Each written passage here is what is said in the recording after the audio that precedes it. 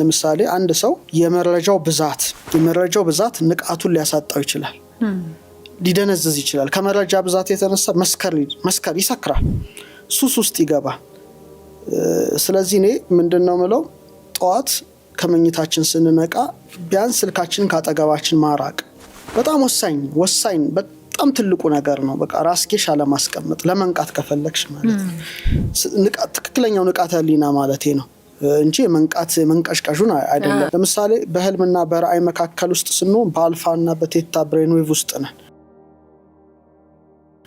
ልክ ስንነቃ ብዙ አይርቀንም ያ ጉዳይ ሞባይል ደግሞ ቤታ ነው መረጃው መደንዘዝ ትጀምሪያለሽ ያቹ ቅጽበት አስበሽዋል ከአልፋ ስቴት ወይም ከቤታ ስቴት ቀጥታ እንቅልታ ከአልፋ ከቴታ ስቴት ቀጥታ ደግሞ ዘው ብለሽ ቤታ ውስጥ መግባት ማለት ጭንቅላትሽን ማደንዘዝ ማለት ስለዚህ የኔ ምልከታ ሰዎች በንቃት ሲባል በራሳቸው ኮንሺየስነስ ማለቴ ነው ውስጣቸውን አድምጠው እንዲውሉ ትንሽ ሞባይል ማራቅ ይመከራል ንቃታችን የተፈቀደው እንደ ፀሐይ እንዲሆን ነው ፀሐይ ከምስራቅ ትወጣለች መጀመሪያ ትንሽ ነው እየበራች እየደመቀች ነው እንጂ እሳት አደጋዊ ንቃት አይደለም ክልፍልፍ ያለ አይደለም ከተክለፈለፍን የልባችን ምት ይዛባል እዛው አልጋችን ላይ ሆነን ዜናዎች ማየት እንጀምራለን ሀዘን ደስታ ምን የሌለ አለ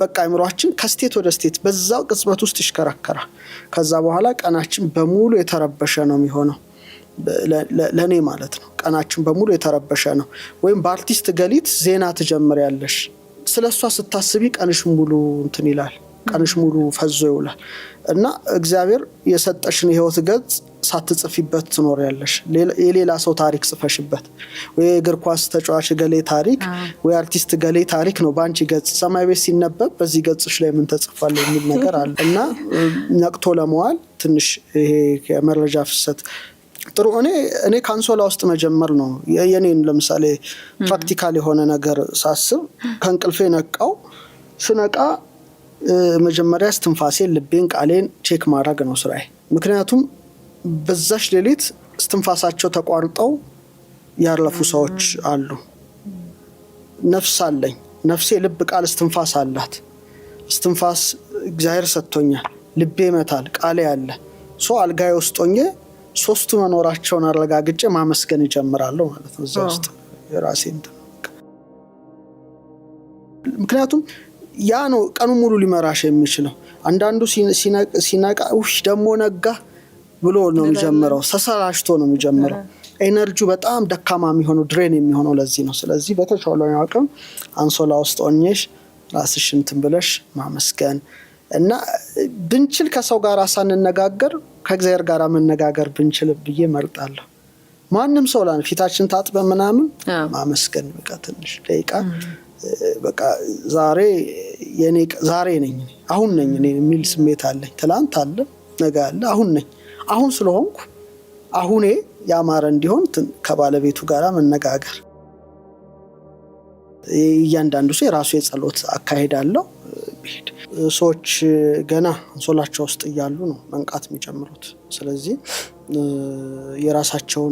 ራሳቸውን ከማዳመጥ ንቃት ራስን በማዳመጥ ነው የሚጀምረው ምን ጊዜ የሚባል ነገር አለ እንቁላል ህይወቷ ከውስጧ ነው ይባላል ከውጪ ከተመታሽ ትሞታለች ከውስጧ ከፈነቀለሽ ግን ህይወት አላት ስለዚህ ሰዎች ንቃተ ህሊናቸው ተጠብቀው ወይም ንቃተ ህሊናቸው ተጠብቆላቸው እንዲኖሩ ከፈለጉ ለመክራቸው የሚችለው ነገር ውስጣቸው ማድመጥ መቻል ትንሽ ሰዓት ከራሳቸው ጋራ መነጋገሪያ ጊዜ ሊኖራቸው ይገባል ከአምላካቸው ጋር የሚነጋገሩበት ጊዜ ሊኖራቸው ይገባል ከዛ ውጫዊ መረጃ ሊጠቅማቸው ይችላል ግን አዘሲም ታይም ንቃተ ህሊናቸውንም ደግሞ ሊቀንስ ይችላል ለዚህ ነው መረጃ ሰከረን እንጂ ዕውቀት አልሆነንም ያ እንዳይሆን ትንሽ ወደ ዕውቀትን ለውጧልን ዕውቀቱ ሲያድግ ደግሞ ወደ ጥበብ እንዴት መተግበር እንደምንችል ደግሞ ስንረዳ ጥበብ ሆኖ ይደመደማል ማለት ነው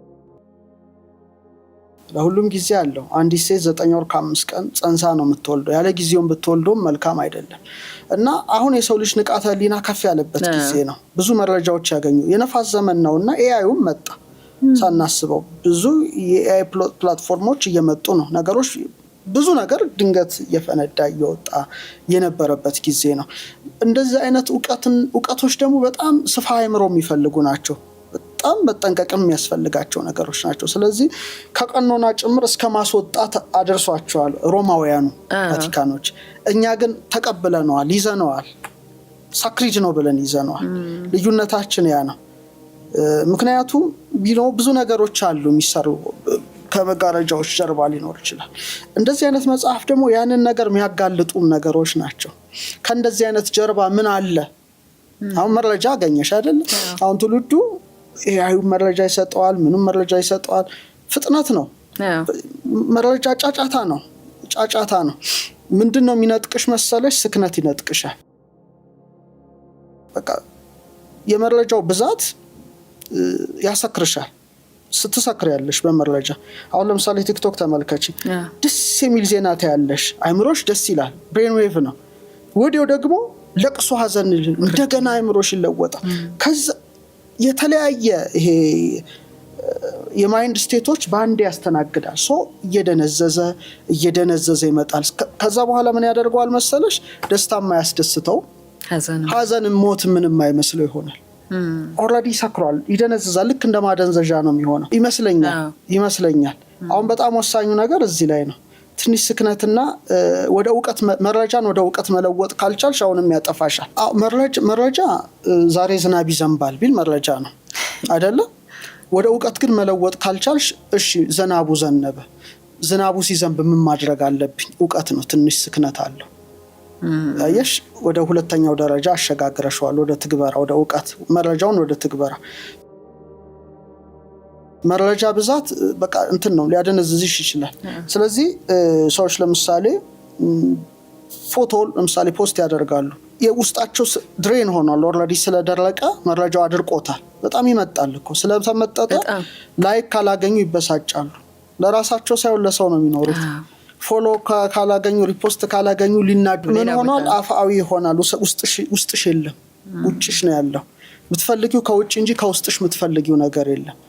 እንቁላል ከውጭ ስትመቹ ይሞታል፣ ከውስጥ ሲወጣ ግን ህይወት አለው። አሁን መረጃው ብዛት ምን ያደርግሻል ማለት ነው? ከውስጥ እንዳታወጭ ያደርግሻል። ይግትሻል መረጃ።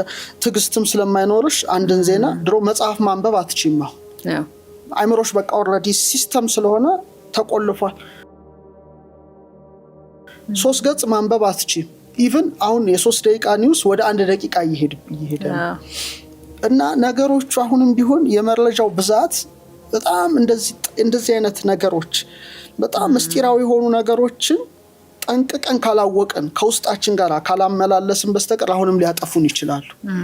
ንቃተ ህሊና በሌለበት ጊዜ አስብ፣ እንኳን ንቃት ባደገበት ደረጃ፣ መረጃ በበዛበት ደረጃ፣ መረጃ በሌለበት ዘመንና መረጃ ባለበት ዘመን ድሮ ተጻፈ፣ አሁን ግን በአይናችን የምናየው ነው ነገሮችን ሁሉ። ስለዚህ እንደኔ ምልከታ ዓለሙ የደበቀበት የራሱ ምክንያት አለው፣ የሚገልጽበትም የራሱ ምክንያት አለው። እኛ ግን ከመረጃው ጀርባ ያለውን ነገር ማወቅ ከቻልሽ ነው አንቺ አዋቂ የምትሆኚ።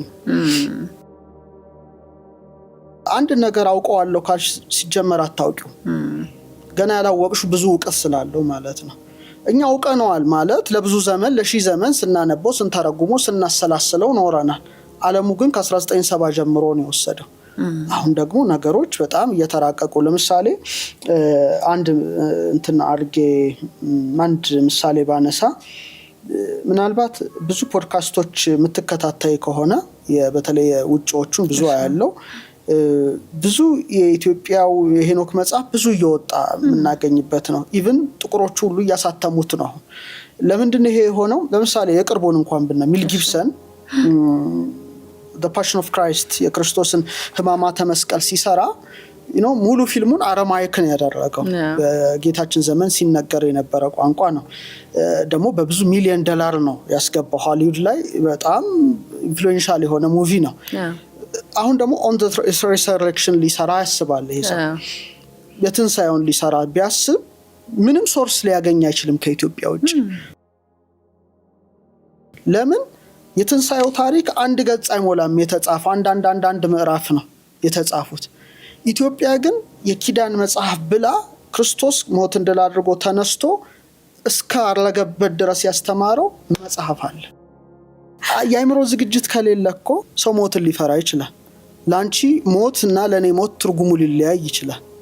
ለኔ ሞት ከአምላኬ ጋር የምገናኝበት አንድ ፖርታል መሸጋገርበት አድርጌ ላስብ እችላለሁ። ለሳምበዲ ደግሞ ሞት ማለት ጭንቅ የሆነ አድርጎ ሊያስብ ይችላል። ተረዳሽ? ለኔ የረቂቅ እንደ መጽሐፈ ሄኖክ መገለጥ በቃ ትልቅ የዘመን ከፍታ ላይ መድረስን ሊያመለክተኝ ይችላል። ኦርሳ ምልክት ለሌላው አስጨናቂ ሊሆን ይችላል። ይሄ ሁሉ የሆነው የንቃተ ህሊናዎች ከፍታና ዝቅታ መሆን ነው ማለት ነው። የኤነርጂ ጉዳይ ነው። ምንጊዜም የሚያስፈራራ ነገር የሰውን ኃይል ይመጣል። በጣም በጣም በጣም ክፉ አሰራር ምንድነው? ፍርሃት መልቀቅ ነው፣ ጭንቀት መልቀቅ ነው። ሰው ፍርሃትና ጭንቀት ሲለቅ ኤነርጂው ሽሪንክ ያደርጋል። አሁን በጣም ይሄ ባዮ እንትናችን ይሄ የመስካችን በጣም ሰፊ ነው፣ በብዙ ብርሃን የተሞላ ነው። እያንዳንዱ ሰው ፍቅር፣ ሰላም፣ መንፈሳዊ ጥበብ፣ እግዚአብሔርን መውደድ ይሄ ሲሆን ሰውየው በታላቅ ብርሃን ይሞላል ዙሪያው እና አካባቢ ሁሉ በብዙ ኃይል ይመላል። ደግሞ በአንጻሩ ደግሞ ጦርነት፣ ሽብር፣ ሞት፣ ፍርሃት፣ ጭንቀት ሲል እንትን ይላል፣ እያነሰ ይሄዳል። ያ ማለት ክፉ በጣም ስራ እንዲሰራ ኃይል ይኖረዋል ማለት። ይሄ በጣም የታወቀ ጉዳይ ነው። የታወቀ አሁን ይሆን ያለው ማስጨነቅ፣ ፍርሃት መልቀቅ ማለት አንድ ኃይልን የመቀነሻ መንፈሳዊ ኃይልን የማቋረጫ መንገድ ነው በዚህ በጥበቡ ትምህርት። ስለዚህ ነገሮችን ስትሰሚ መጀመሪያ ሪአክት አለማድረግ ነው፣ ትንሽ ወደ ውስጥሽ ማስገባት። ጭንቀት እንኳን ቢመጣ በስትንፋስሽ አቋቁመሽ ትንሽ አረጋግተሽ ከዛ ወደ ቀደመ ኃይል ካልመለሽ በስተቀር እሱ እንደ ሰውየው ይገመታል። ዓለማችን እንግዲህ ምርምሩን ጀምሯል ነው። ኦሬዲ ምርምሩን ጀምሯል። እኔ ማስበው የሆነ ነገር እንኳን ሀፕን ቢያደርግ ግን ቅድመ ዝግጅት ለሁሉም ይጠቅም። አይጎዳም።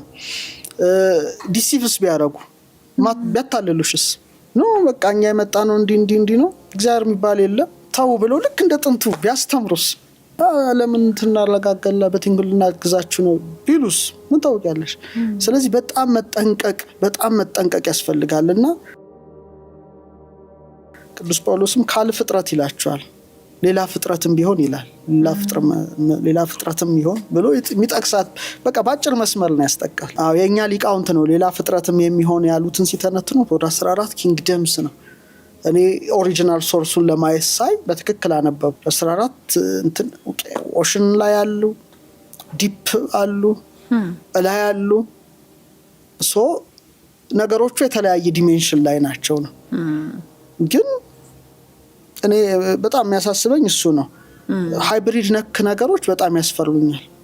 በጣም አሁን ላብ ውስጥ የሆነ ነገር ማድረግ በጣም ወንጀል ነው። የኔፍሊም የዘመን ያ እውቀት ማለት ነው እኮ ሰውን ክሬዛር የሆነ ሰው መሰል ሌላ እንትን ማድረግ ይሄ ክሎን ይሄ በጣም አደገኛው ነገር ነው። እንግዲህ ግን መወያየታችን እንደ ሀገር ወሳኝ ነው የሚል እምነት አለኝ። ብዙ ነገር ነው ያስተማሩት እዛ ላይ በጣም ይጠቅሷል። ሁለተኛው ምዕራፍ ላይ ሰዎች ቢያነቡት ሀሳብ አስተያየት ይሰጣሉ።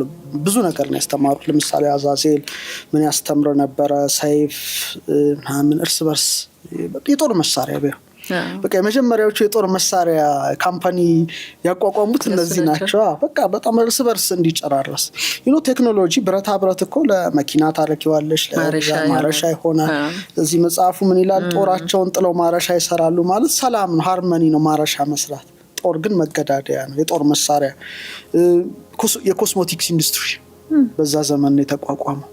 ኮስሞቲክስ በአጠቃላይ የሰው ልጆች የሰው ልጆች በጣም እንዲያምሩ ምናምን ተጨነቀ ወይም የሆነ ነገር ማጥፊያ አይደለም። በአጠቃላይ በዛ ዘመን ዝሙቱ እንዲስፋፋ አጠቃላይ ኮስሞቲክስ ነገሮችን እንትን ያሉበት ጊዜ ነበረ።